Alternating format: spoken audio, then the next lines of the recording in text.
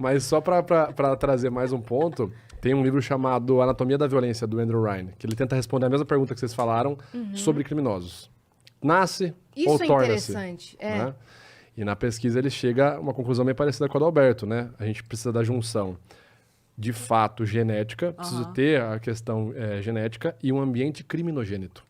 A coisa genética é uma predisposição a ser um Acredite psicopata? se quiser. Não chega. Vamos lá, não existe o DNA do psicopata, não é? Não é essa a discussão. Mas existem pequenas assinaturas genéticas, como, por exemplo, ansiedade, depressão, que já são observáveis, de fato, né, no DNA do feto, enfim.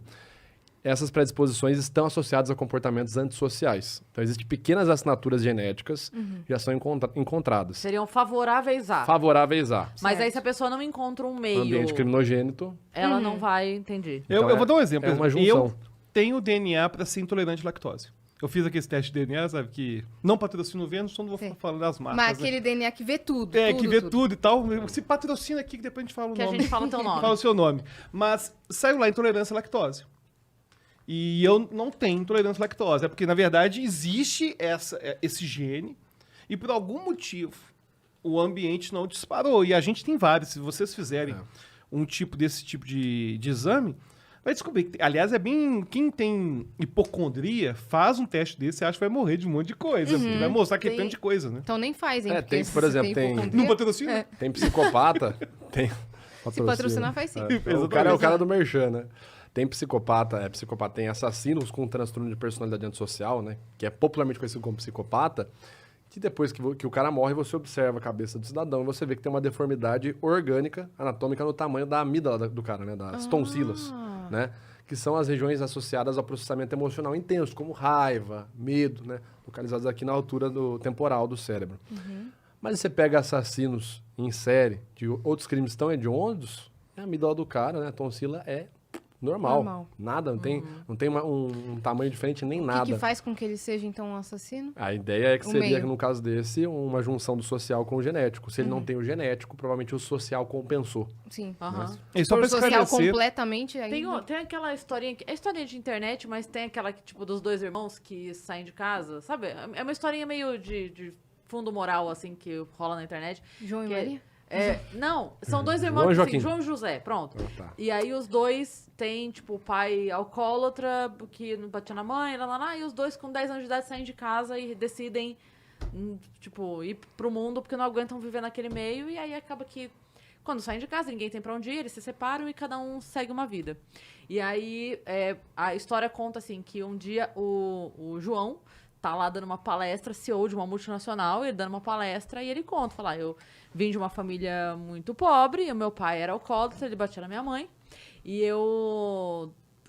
Né, e daí falou pra ele, mas como que você chegou aqui? Ele falou assim, eu via o exemplo que eu tinha e pensava, eu não quero ser assim. Era o único exemplo de ser humano que eu tinha. Eu pensava, eu não quero ser assim. Então eu fiz tudo ao contrário do que ele fazia.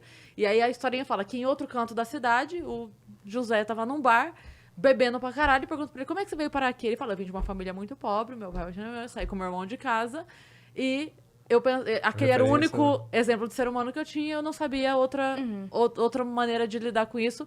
E aí, na historinha, fala que um irmão fala, eu tenho um irmão, e ele, o CEO fala, ele deve estar em algum outro lugar dando uma palestra como eu. E o outro fala, meu irmão deve estar em algum outro bar como eu. Então, assim... é a mesma situação. Sim. E cada um foi... E, na achou um verdade, caminho diferente. existe multivariáveis, né? Que uma coisa que tem me incomodado nesse mundo de curso, de pessoas de sucesso, sabe? Que deu certo na vida. Sabe gente que deu certo na vida? Meu primeiro milhão. Não, que é o seguinte, vão surgindo, e eu acho que no stand-up deve ter isso também, que são as falsas narrativas autobiográficas. O cara foi ajudado por X, foi ajudado por Y, foi ajudado por Z, teve a chance A, B, C, D, que um monte de gente não teve. Aí na hora de falar assim, ó, vim daquele lugar que eu vim, sozinho cheguei aqui. E na verdade, todo mundo que chega onde chegou, teve a ajuda de um monte de gente, sabe? Sim, pode não reconhecer. E depois que Mas chega... Sozinho ninguém chega a lugar esse nenhum. papo, inclusive, sobre meritocracia, é claro que sem meritocracia a sociedade não funciona. Por exemplo, se eu não fizer e eu não sentir que eu estou sendo recompensado, claro que eu vou acabar parando de fazer. Ou seja, se tem funcionários que não se sentem valorizados, eles vão parar de fazer. Agora, achar que existe meritocracia, no sentido do cara que, o cara estava na favela e hoje ele é rico, ele conseguiu fazer seu caminho. Não existe isso, porque esse negócio é multivariável, é muito complexo, sabe? E geralmente as pessoas que se dizem, cheguei lá, fiz meu milhão, não sei o quê, elas não contam é simples, a existência do YouTube. Eles não contam nem que o carro é alugado, pô. Tipo, a existência do YouTube. Quantas pessoas que talvez não estariam onde estão hoje se uma empresa não tivesse fornecido lugar para deixar os vídeos. Com certeza. Você ia ter que Todos levar pra nós TV. aqui. Então, todos nós Nesse aqui. momento, pelo menos. Não, e todos nós precisamos de várias pessoas para estar... Não, e o que eu acho mais impressionante é o quanto que a gente, às vezes, aleatoriamente, aceita certos convites que a gente acha que não vai ter importância nenhuma. E aquele negócio muda pra sempre a sua vida. Porque você fez um networking ali, um contato. Não, e às Aconteceu vezes- isso com nós duas, e por convites aleatórios, teoricamente sem relevância, a gente veio parar aqui. Sim.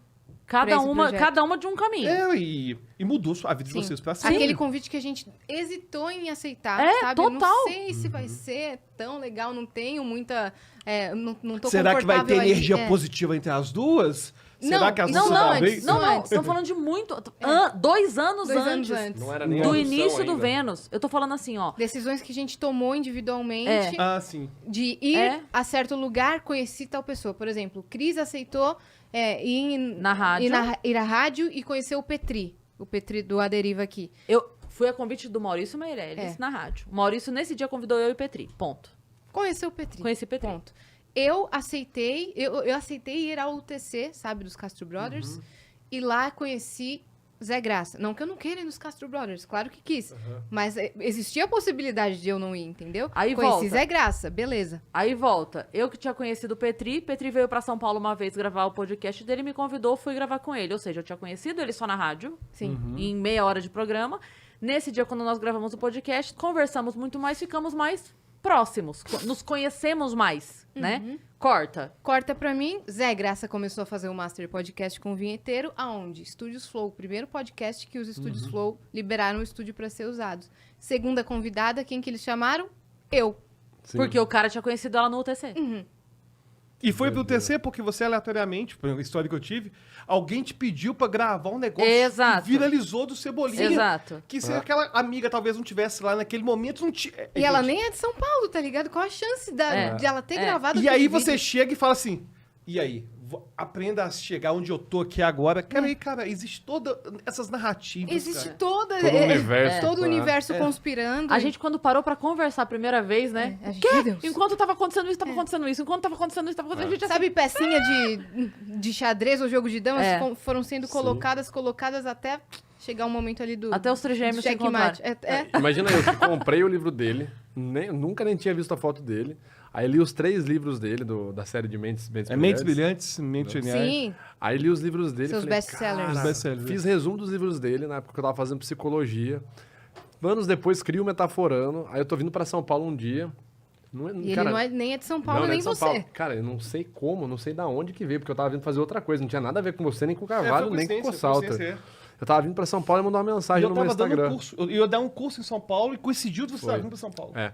Aí eu falei, cara, eu tô indo pra São Paulo sim. Ele falou, pô, tô indo lá, cara, pô, bacana, vamos trocar uma ideia, vamos gravar junto. Eu falei, legal. Então ainda mandei pro amigo, falei, mano, lembra o Alberto, tal, do livro? Eu falei, olha a mensagem que o cara me mandou. Eu falei, pô, que da hora, né, Sim. tal.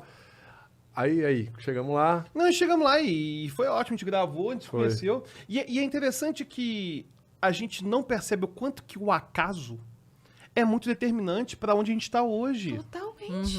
Agora, tem uma coisa bem interessante, não sei se vocês já ouviram falar, Mas da peraí, ciência. também tem o ponto de tomada de decisão. Não, sim, eu vou falar disso agora. Ah, vou falar tá. disso agora. Peraí. Ah, sim. Porque ele já tá puto aqui. É porque, na verdade, Calma aí, cara, eu dou treinamento em tomada de decisão lógica. Quem é Como a favor assim? de cota sou eu, quem é a favor de ajudar as minorias sou ele, As não. minorias. entendeu? Ah. Quem Ah, sou você eu? não? Pelo amor de Deus, cara. Olha o que você fala. Eu tô de falando mim, que hein? eu sou a favor, eu sou a favor. Eu sou, Ele eu sou não. evangélico, hein? Pelo amor de Deus. Aí, mas tem uma coisa interessante. Tudo isso. Tem um livro bem legal que chama do Mentes Richard Brilhantes. Wiseman. Não, esse é bom também. Vende bem, Richard pode ir lá Wiseman é comprar. fera, cara. O Richard Wiseman, que é um psicólogo, Caçador de charlatões. lançou um livro chamado Luck, Sorte. Vai falar da ciência da sorte. Isso deve ser do caramba. Cara, eu tenho curiosidade o que com esse isso. cara fez?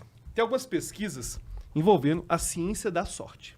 Pessoas que se dizem mais sortudas. Aí o que eles fizeram? Pegaram uma galera para fazer um questionário, para falar se eles consideravam sortudos ou não. Aí o cara fazia o questionário e tal. Só que do lado de fora, o cara estava fazendo a prova sozinho, saía. Eles deixavam uma nota grande de, sei lá, $50, $100 no chão, na rua, para ter certeza que o cara ia passar. Aqueles que colocaram que se consideravam mais sortudos achavam mais vezes a nota do que as pessoas que não se consideravam sortudas. E aí é claro que o acaso participa da nossa vida, mas aquela pessoa que se considera com mais sorte, que se considera mais grata com o universo, que às vezes acredita mais em Deus, enfim, que acredita que as coisas vão dar mais certo, elas estão mais atentas à possibilidade. Sim, Aí mais atentas à oportunidade. sim. Então, é claro Total. que Aí o que você existe faz isso. depois Total. que você abraça da oportunidade são outros 500. Mas se você vai dar conta da oportunidade, são outros 500. Porque, por exemplo, vocês tiveram sorte, no sentido de que a oportunidade surgiu e aí teve que tomar a decisão. Peraí, tem que fazer esse Exato. negócio. Viu a oportunidade. Mas a gente tava no lugar certo na hora certa. Exatamente. Agora, isso pra todo mundo. Isso pra todo mundo. Pra me tornar campeão de memória, foi porque um dia eu vi que tinha um cara chamado Dominic O'Brien, inglês, que memorizava baralho em menos de um minuto. Falei, cara, eu esqueço tudo. Eu tenho que conseguir fazer isso. Você não tinha memória boa, você contou. Não tinha. Aí eu falei, cara, eu vou fazer isso. E o acaso, ele tem um papel na nossa vida muito impressionante. E a gente tem que identificar isso e aprender a lidar com isso também, sabe? E uma coisa que eu acho importante também, a gente fala muito do extraordinário, sabe? Essa questão do tenho que ter uma vida extraordinária. E a gente ignora a importância do ordinário, do corriqueiro, do dia a dia. Por exemplo, tem aquele filme da Pixar, o Soul, Muito bom. que ele Lindo fala o sobre filme. como abraçar o ordinário. Não há nada mais incrível do que um homem comum e sua mulher comum Sim. vivendo uma vida comum, Exatamente. como diria Chesterton. Exatamente. Porque a gente começa Chesterton, Padre Brown, Father Brown, engolir. J.K. Chesterton. Né? Essa ideia de que a nossa vida tem que ser extraordinária. Cara, é claro que eu vou seguir meus sonhos, claro que eu vou fazer o que é importante, mas eu não reconheci o que é acordar de manhã, o que é estar vivo, o que é Sim. poder ver família. Sim. Da pandemia valorizou muito isso, né? Sim. E é importante esse movimento também da gente abraçar o ordinário. E perceber, inclusive, aquela sorte que eu falei, né, da oportunidade. Ela tá o tempo todo na nossa vida, quando você vê uma pessoa que você gosta. Sim, tá atento. É